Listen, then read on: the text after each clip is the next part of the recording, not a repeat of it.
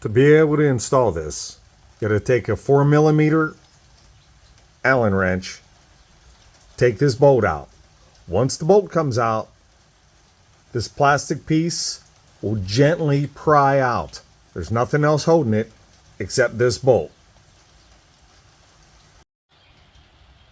Once the plastic cover is off, this is what you're going to see. There was a rivet right here. I drilled it out. Once that gets drilled out and knocked out, the strap comes off. And that's what you're currently left with. Then you take the handle, put it on the back side of the factory bracket. Put in your 2 bolts with the nylon lock nuts on the back half so they don't back out, and tighten it up. Once you have your plastic cover notched out in the back and in the front where the rod comes through, you'll put a spacer on the back side of this plastic trim. That's going to move it out a little bit to give room for where the rod and the bracket are.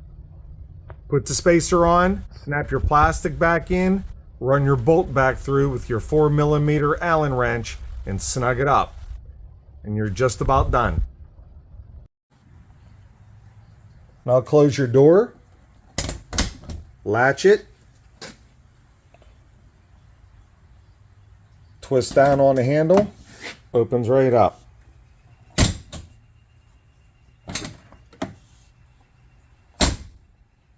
No more reaching over the door and pulling on the awkward strap.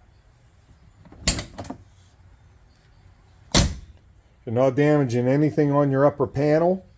You're just trimming the inside plastic piece. It's a lot easier to replace, and I'm sure it's quite a bit cheaper.